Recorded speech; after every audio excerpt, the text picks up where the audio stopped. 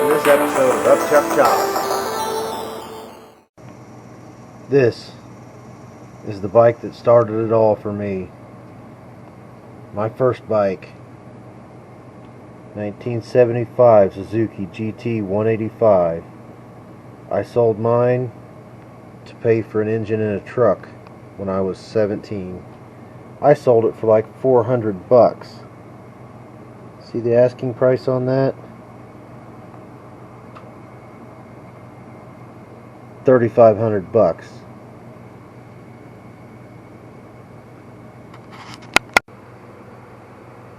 I sold my very first bike. I think I sold it for $400, but I'd had it. It was awesome. I still miss that bike, but you can't keep them all. Pulled the front fender off, traded out some yard work for some knobby tires from a guy at a tire shop, and I was off to the races in it, buddy. I rode the wheels off of it. I took good care of it, but I spent a lot of time riding that thing around at 12, 13, 14 years old. It was good times, good memories.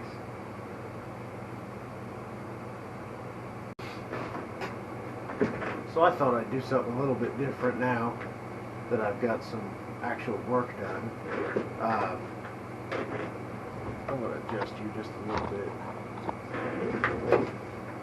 So I was thinking about bucket list bikes.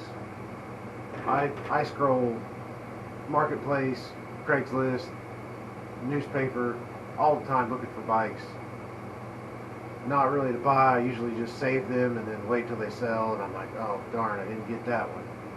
But there's a few bikes for me that are kind of bucket list bikes. I have a Sharpie and I have a bucket. So let's make that list. Now, by bucket list bike, I'm not talking something I know I'm never going to afford. I'm never going to afford a panhead. I might afford a brake shoe from a panhead, but I'm talking things that are achievable. I know it. People say set your goals high and all that crap. Pardon me, all that stuff. But I'm being realistic here. So, at least realistic as I want to be. So,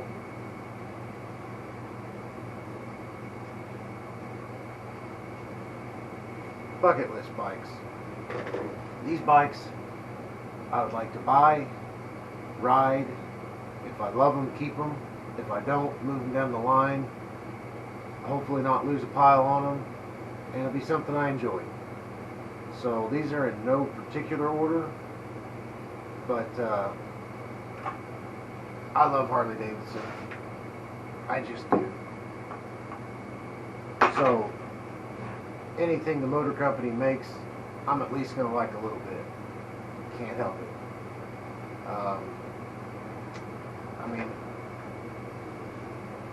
shoot, I even got the mood lighting set up tonight. Check this out. Good buddy got that for me. Thanks, Derek. Anyhow, since I do so love Harley,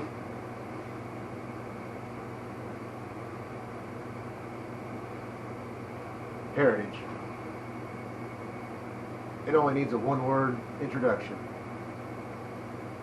I'd like one with fishtails, wide white walls, loud pipes, small ape hangers. I had a 2011, loved it, super comfortable, 6 speeds. I had a blast on that thing. Then I had a kid and riding became less important, so I moved it on down the line. I really didn't have a lot of problems with that bike. The one issue I did have was when I had paid someone else to service it. They over-torqued the drain bolt, and it always dripped after that. So Anyhow, I've had one, but not exactly like that. Another one is a Royal Enfield. I like the classic 500s. They don't make them anymore. I think they're a timeless looking bike. 500 cc's would be enough push to get me around. There is some customizing going on with some Royal Enfields I follow and watch. I don't know if I'd go that far, but I'd really like to try one, ride one. I think they're beautiful. And what I've heard is they're easy to work on. That I would like. This is not actually a motorcycle, but it's close enough. I want a Cushman.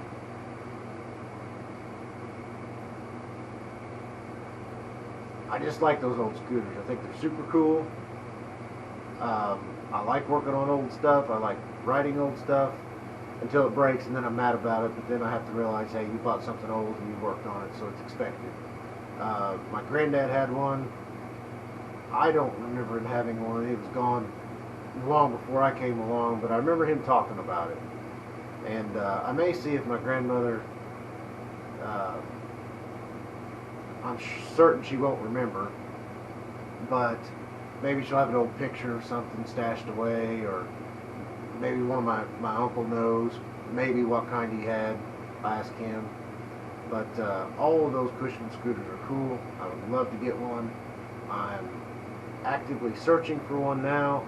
I want one with a excuse me, with a title, so I can ride it on the street and actually put it to use. I like CB 750s. I like them stock. I like them chopped. I like them bobbed. They're cool. There's some aftermarket support. I should be able to find some parts. I mean, what's not to like? It's a motorcycle. I also like the XS 650s. I like them stock. I like them chopped. I like them bobbed. They're cool. The 750 and the 650 kickstarts. Something about kicking the bike over and making it run just kind of, it does it for me, whatever it is. And I would like to have a KLR 650 apocalypse bike kind of thing, not dressed up like that. I don't cosplay motorcycles. If you do, it's cool. You do you, bro. But I did have a chance to ride a Suzuki Enduro a while back. I've got this old Enduro. I'd really like to try the KLR 650, and maybe I'll love it. It's like all these on the bucket list. Now, honorable mentions.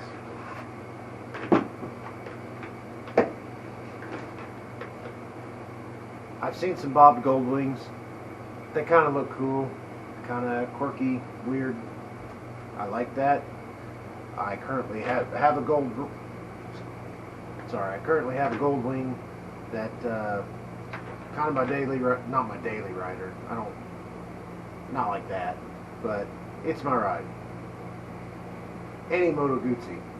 I'm sorry if I mispronounced that, but they make some cool bikes. I don't know if they're reliable. I watched some reviews on some new ones. V7 looks like a fun time. I'd give it a shot. This one's a little bit of that stretch into maybe it's not reality. BMW R18. That's a sexy ride, man. I really like how those look. The only concern is my big feet will fit behind the jugs and not either be cramped or melting my toes off. Now, I ride my Gold Wing. It is an opposed 6-cylinder engine. Sometimes I wish I had a little more leg room, but it's not a deal breaker on the Goldwing, so I would expect it not to be on the R18. Also, pretty much any BMW Boxer, they're cool. I like them. My dad's got one. I don't remember what model. It's an older ride, but it's cool. Fast enough to do anything I'd want. He's let me ride it a couple times. Fairly comfortable, pretty reliable, and yeah. So that's kind of my bucket list.